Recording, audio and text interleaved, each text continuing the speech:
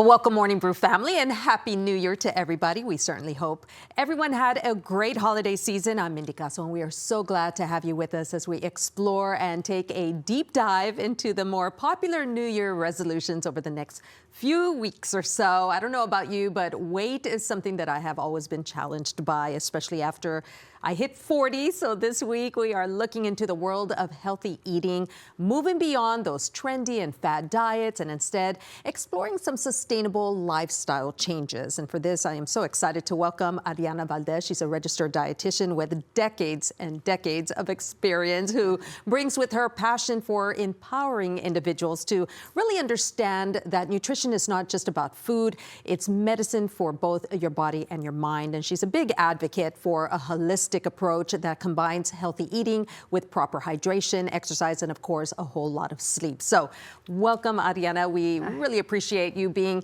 one of our first guests for 2025. We're talking about New Year resolutions and you know, everyone talks about healthy eating and how they want to move towards that. So we really appreciate you taking the time to be with us today.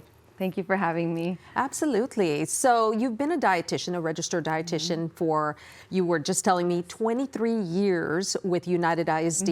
Now you're with the City of Laredo Public Health Department. So this is nothing new to you. No, and then I was a clinical dietitian before the district for also 2 years. Wow. So you've got it, you've got it under control. So I know that you've seen and heard people's resolutions always, you know, you name your top 3, you name your top 5, eating healthy, getting fit for the new year is always one of those. Yes.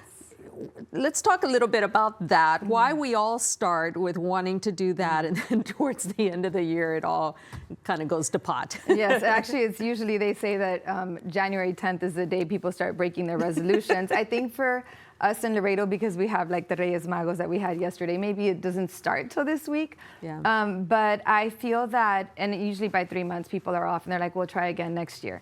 So I think a lot of the times what people have an issue with is like, I need to start a diet.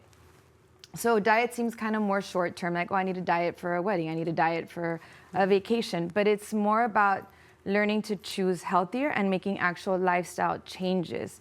So that's when people will start maybe sticking to it a little bit longer and actually making those changes that are going to benefit them in the long term. So I think when people are told by their doctors, you need to get on a diet or you need to lose weight, or even us, like you said, New Year's resolution, I want to exercise more, I want to lose weight, and usually sleep better. Usually those are the big ones, right?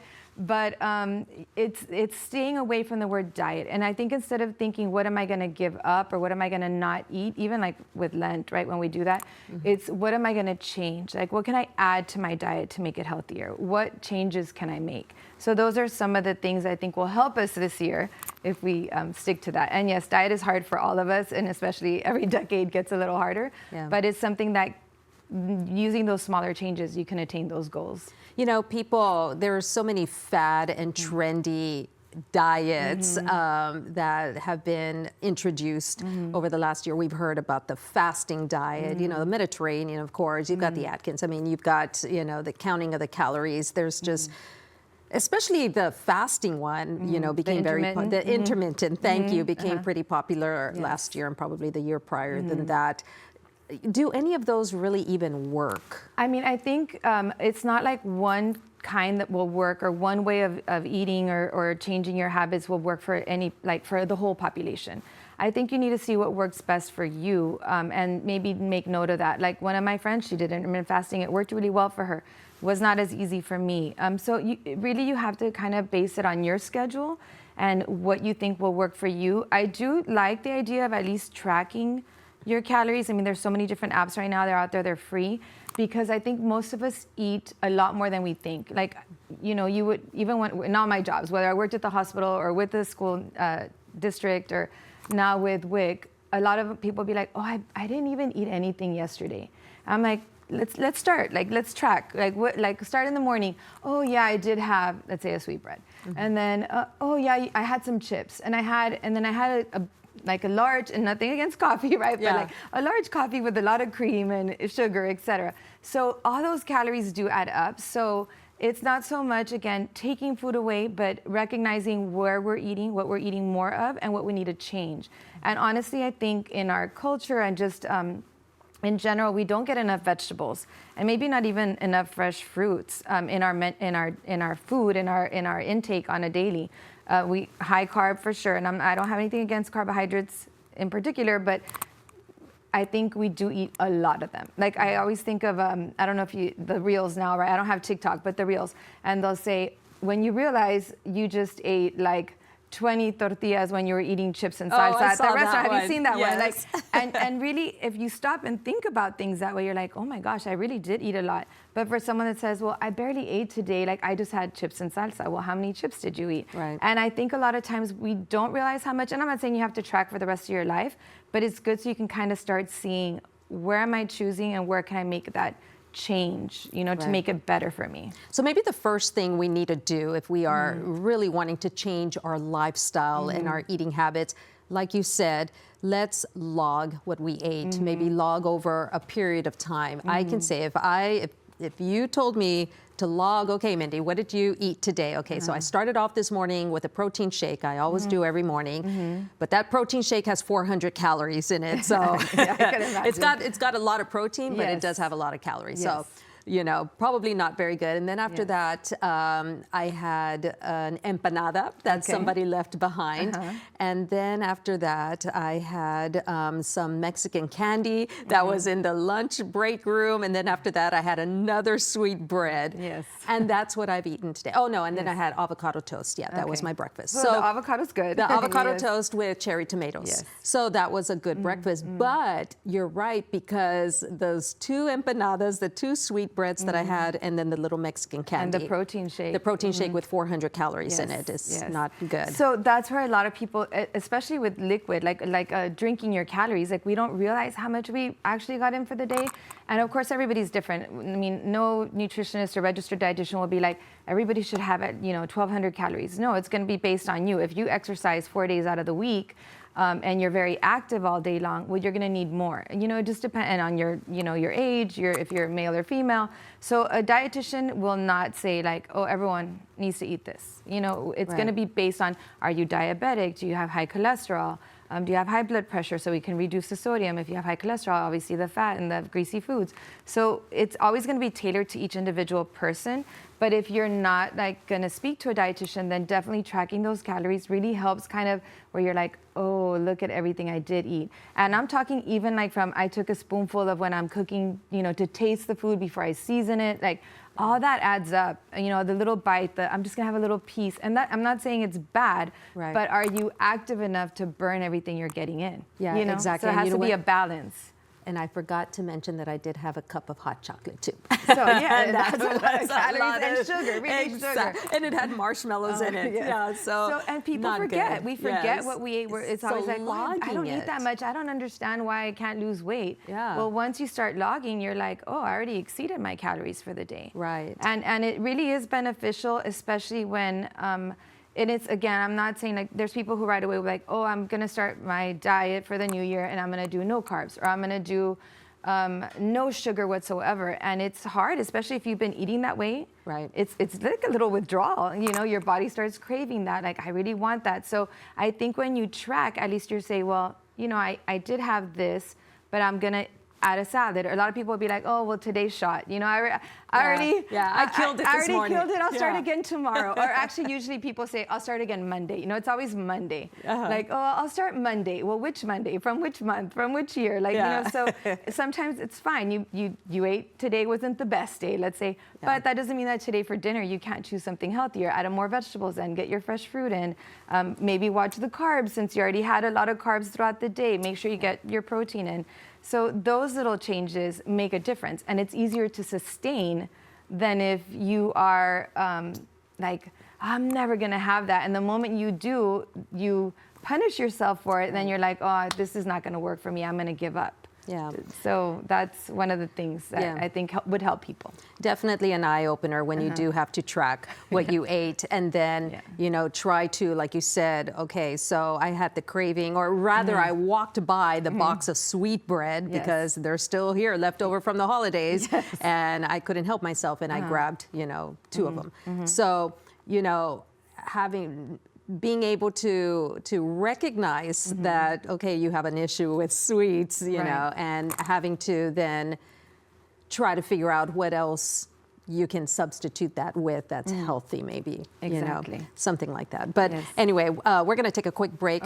When we come back, we're going to get a little bit more into maybe what healthy meals should look like. And also I wanted to talk a little bit about proportion size and then snacking. So stay with us. We're going to take a quick break. When we come back, we're going to continue figuring out how to reach our New Year's resolution goal on eating healthy. Stay with us.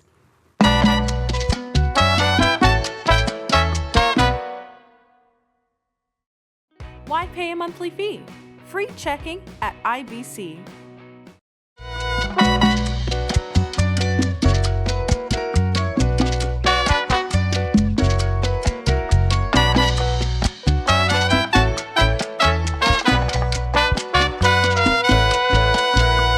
Welcome back, everyone, to this episode of Morning Brew. We are here at the start of 2025. It is the time that we are all pledging New Year's resolutions. So over the next couple of weeks or so, we're going to kind of take a deep dive into different resolutions that are the more popular ones. And the one that we're discussing today, one of the most popular ones, is eating healthy, diets, things like that. You know, we all talk about how this is the year that we are going to lose those unwanted pounds. So I'm here with a very good friend of mine and a registered dietitian who's actually been a dietitian for more than 20 years. We actually have kids who are the same age, so we've been in and out of each other's lives for many years now, and I'm talking about Aryana Valdez. So Aryana, welcome once again, and thanks for sticking around on Morning Brew. Like I was mentioning to our viewers right now, we both have boys. They're about the same age, so we have been in and out of the same schools for quite a number of years. And I've always appreciated all the advice that you've given me and lots of other folks on eating healthy. But for you, eating healthy, you've always said that that eating healthy is medicine for your body. Kind of explain what you mean by that. So nutrition is medicine, and of course, depending, like if you're diabetic, obviously you need to change your eating habits to control the sugars. If you have high cholesterol, you need to change and modify the foods you eat to bring down your cholesterol. And then the same, even like myself, with someone with arthritis or like hypothyroidism, right? So it's slower. You have to eat differently to like make sure that you don't have the inflammation, let's say, in your joints or et cetera. So food really is medicine. I mean, obviously, I'm not saying for people not to take medicine if the doctor has prescribed it, but I know a lot of physicians now are looking at ways of healing what we have, our conditions, by choosing the right foods. And I think one of the most important things is, and I know we mentioned it in the first segment, is getting more vegetables and fruits, watching the amount of carbohydrates we get, or maybe even the types, because carbohydrates can be just like very simple, like plain white bread as opposed to like a whole grain. But that is really important. So food really is medicine, and a diabetic can control their sugars, obviously if the doctor prescribes medicine, but initially the doctor will try to control a diabetic's sugars with the food they're eating and with exercise, because it's a combination. Like your body, when you exercise, is going to burn that sugar, that extra sugar that's floating around in the bloodstream. So for diabetic, for someone with cholesterol also, it's been shown that people who exercise and increase the fiber in their diet, which would come from like the leafy greens and like the whole grains, also brings down the cholesterol. So I think that is really important, that we need to kind of stay away, again, like we mentioned, like it's not a diet, it's learning to eat well, so that you can manage your health. And that's the most important thing. And of course, with combination with sleep is extremely important, which I know you get here really early, so you maybe I don't get as much sleep either. Like if your kids stay up late, teenagers, and then your husband wakes up early, you're kind of like, oh, less sleep. But it is extremely important for your body to have all that, not just physically, but also for mental. Like there's a lot of studies that show that if you eat right and you exercise and you get adequate sleep, it helps reduce anxiety and depression. So that's also very important. So that's why it's like, now it's like more of a nutrition is medicine approach. Absolutely. You know, I was just doing a little bit of research for this podcast, and I was reading on how there are many foods that will actually even cut or burn away the visceral fat. And of course, visceral fat being the fat that surrounds our organs, the ugly yellow stuff. You know, kiwi being one of them. I was reading tomatoes, pomegranates, things like that. So, you know, it goes back to exactly what you were saying right now, doing a little bit of research and finding what foods you can maybe, you know, you've got the craving like I do for sweets. Well, how about making a pomegranate shake or a kiwi shake, and then that's going to have a positive effect. Or even just the fresh fruit itself, because it's going to have more of that fiber once you break down. I mean, I love smoothies as well. True. And we just have to be careful, like the portion, because that is a lot of, even though it's natural sugar, it's still, you know, a lot of calories and sugar as well. But yes, if that's the best way that you get those vitamins and fiber into your meal, then of course. And I think sometimes also when people choose to eat more fruits and vegetables, then you're going to be full because of the fiber. So then you might decrease eating some of the higher fat foods or the fried foods or like too many grains. And so then that's where that balance comes into play. You know, for people like me who have a sweet tooth and, you know, walking next to that, you know, box of pan dulce, there's got to be another way that you can satisfy that sweet tooth and not have it be with 1,000 calories. You know, the snacking in between. What's your advice for that? So you should always be prepared for that temptation. So if you are really trying to change your way of eating and your habits, then you should always have your snacks prepared, so that if, let's say, you would have had like maybe some fresh fruit or some pomegranate or berries at your office, maybe you would have been like, you know, I can skip that because I know I have something sweet that I can have in my office or like with me. Even like if you're out somewhere, sometimes you have to run an errand after work and you're so hungry, and then, you know, you don't want to stop at the grocery store because you know you're going to buy everything you really shouldn't be buying. So I think just being prepared for those snacks. There's a lot of little healthy snacks that you can have, that you can carry with you in a little baggie and a little, you know, portable lunchbox that you can have with you and be ready to kind of take on that temptation, so that you don't have it and then be like, oh, what's happening? I can't, you know, and then we forget that we ate that, and that we didn't choose something healthier. And with that, I think that's really good advice. It's all about pre-planning, because if you know that you work in an environment here at the station when there's always very generous, loving people who want to provide desserts for everybody here, and they're going to bring boxes of goodies, and you know that's going to happen, but you know that those are bad for you, then plan ahead and put something in your pocket or in your purse, just so that you'll have something, your go-to. You know, what about, you know, you hear about breakfast being an important meal. You hear about healthy fats, like you just mentioned on the avocados, things like that. You know, are those things that we just really need to, like you said, it's a mind change and just plan better for what you're going to eat? Less processed food also, you know, those quick little TV dinners that pop into the microwave. Might not be the healthiest things, you know, that you see, the Marie Callender's, the Atkins, all of the healthy choice. Are those really good for you? I mean, I think most processed foods are going to be higher in sodium, but you'd really have to, if let's say you don't have time to plan or make your meals, which some people don't, you really need to look at the nutrition facts on the labels. Is it a high sodium? Is it high fat? The more ingredients listed, obviously the more it's processed, or the more ingredients you don't know what they are because you don't know how to pronounce them. You want to look for more natural ingredients. But I think what you can do also, and what we really recommend for any, any dietitian would recommend, is think about what you're going to be having, or like what you have planned for that week, what's going on. If you have, let's say, if you have kids our age, like, well, when our kids were younger, like, oh, there's a game, there's a practice. I'm not going to get home until this time. Try and already plan your meals like over the weekend. So when you go to the grocery store, you buy what you're planning on serving and what you're planning on making. And if you can, set some time aside on a Saturday or Sunday to batch cook. So what you're going to do is you're going to make a bigger portion, and then you're going to already there's a lot of containers, even like do your little meal kits. Do your own little meal kits, put them in the freezer, keep some in the refrigerator, and then just have them ready to go.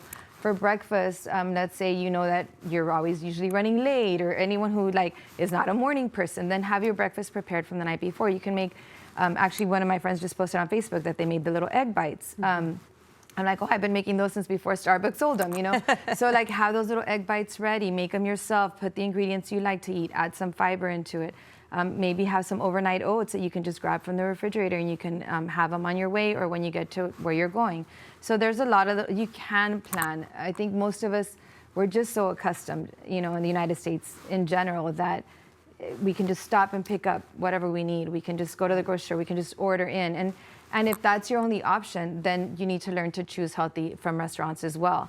You know, maybe stay away from the double, triple burger, or if you go out to eat to a sit-down restaurant, maybe choose the salad and have the dressing on the side.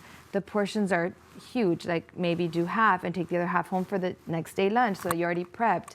So all those are little tips that we can give people so they can make those small changes in hopes that those changes will make a big difference. I mean, people say like, well, I don't know why I'm not losing weight. I'm having salad, but how much dressing are you putting on it? Like how many calories? I mean, if anyone's ever looked at the nutrition facts for a dressing, the serving size is a tablespoon, maybe two. So if you're getting a little cup and you're pouring it all on and you're asking for more, you know, how many calories did you get? Like, is it the same as having had a hamburger? So all those changes, I usually recommend dressing on the side, dip your fork in, stab your lettuce. Like you have flavor and you leave more than half of it behind. And like those are little tips. Yeah. Those are really good tips. Really good. I'm making mental notes of all of them. The definitely. good thing is you have my number, right? So you can text me. Very true, because I am one who likes my blue cheese definitely on my salads. So. And that's fine, just portion. In proportion, definitely. You know, I want to talk a little bit. We're going to take another quick break because we have fabulous sponsors that we need to thank for sponsoring Morning Brew. But when we come back, Ari, I do want to talk a little bit about what I feel some families do grapple with at home. That you've got multiple members at home that each have dietary needs. You and I both had athletes, and those athletes at home eat a whole lot, and they need to eat a lot because, you know, they're athletic. And then you've got, you know, folks like us that are trying not to eat too much, and then we have husbands who eat. So anyway, I want to talk a little bit when we come back on how to handle multi-layers of individuals at home and how we plan to eat and what we put in our fridge and our pantry when we're each on our own little destination path. So stay with us. We're going to take a quick break and we'll be right back.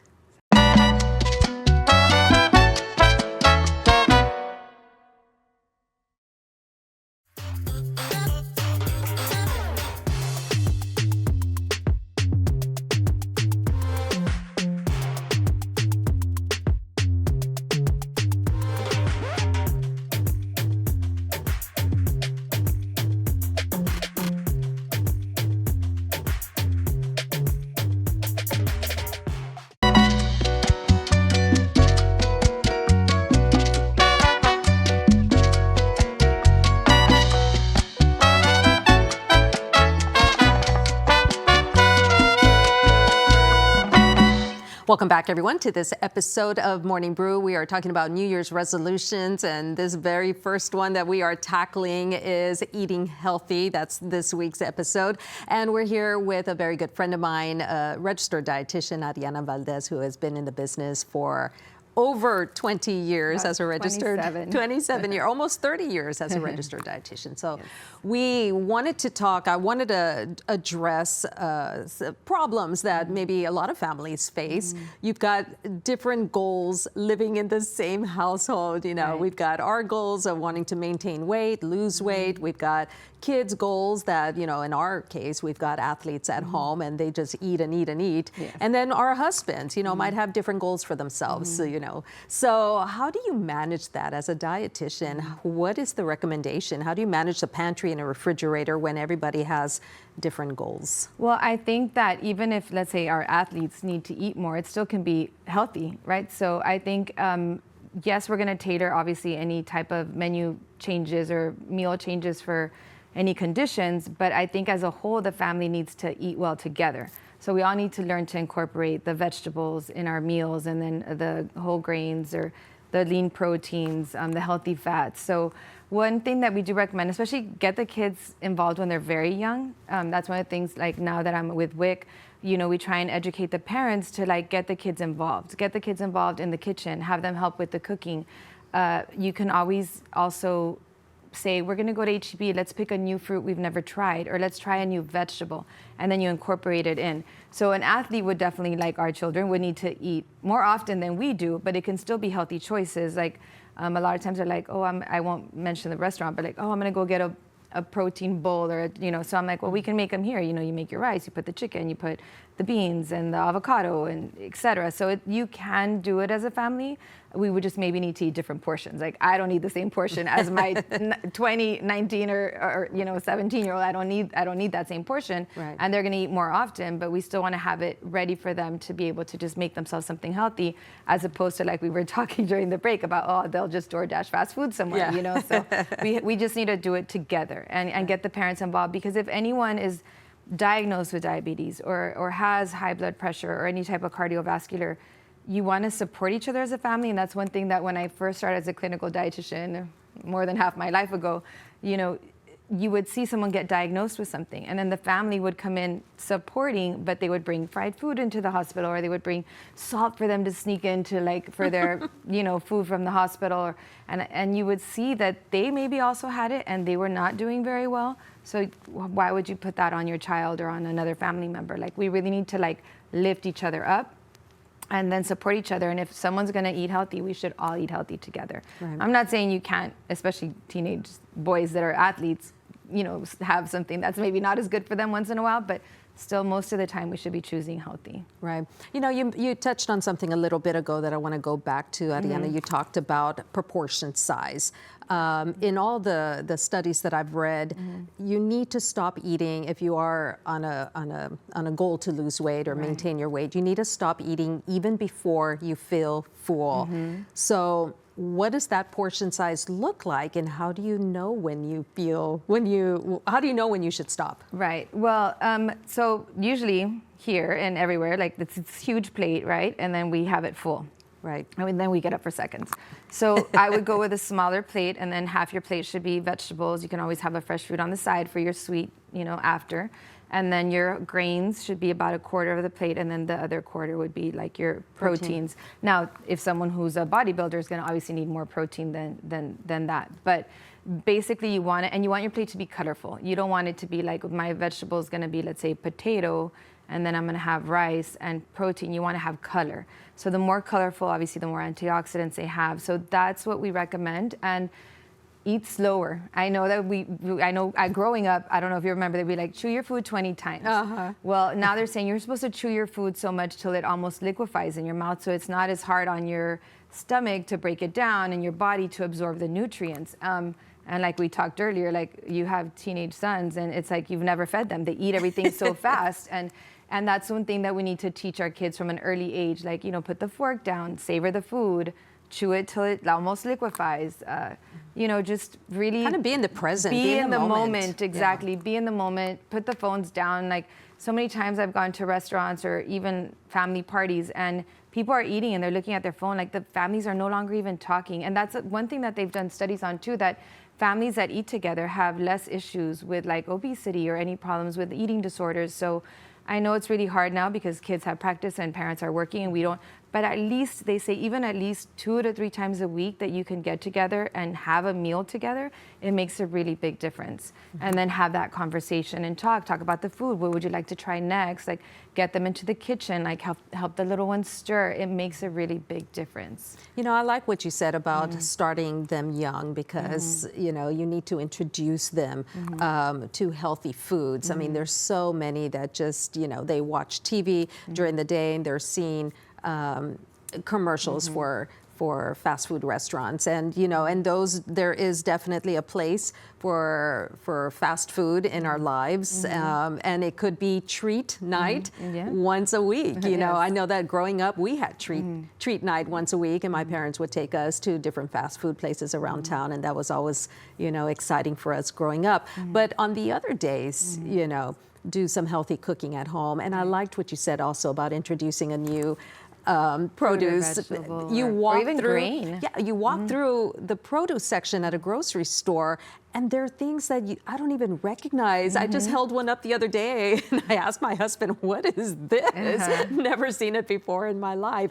So, you know, it might be fun to go home and Google it and determine what you can do with it. Well, now you know? I think you can even just take a picture there and your phone will tell you what it is and what it's good for. So, and how to make it. Yes, how to make it. And that'd so be a that fun would be project. Definitely something you can do with family. Yeah, definitely. So as we get started, I can't believe we've already hit, or just about to hit our 30-minute mark here, Adi. What would be your best advice for any of your clients, your patients, you know, into the new year? They either want to lose weight or they just want to feel healthy this year. Well, I would say start with something slow, like pick 1 or 2 changes you might want to make. Maybe I'm going to drink less sugary drinks, or maybe I'm going to include more vegetables. So stick to that, do it for a while. Once you feel like I've got this, then add another little goal. So I think a lot of times that's why we don't meet the resolutions. I'm not going to do this, and I'm going to exercise this many times, and that's great if you can stick to it. But like we know, most people don't. So start with 1 small goal, and then just keep adding until you really made that lifestyle change. Okay, good advice there. And always check, you know, make sure that you're healthy and if you don't have cholesterol and all that, so you can modify it based on that. Work on your sleep and work on getting exercise. Yes. All combined together. Yes. Okay, we should have a good 2025. Well, we Yes. really appreciate you, Thank you stopping by Morning Brew, Adi, and thank you so much for sharing some of your knowledge with us. We are hoping to have a good 2025, and, you know, it's all right here. Yes. Happy 2025, Happy everybody. 2025. We appreciate it. And until our next segment, thank you so much for joining us on Morning Brew. Until then, enjoy the brew.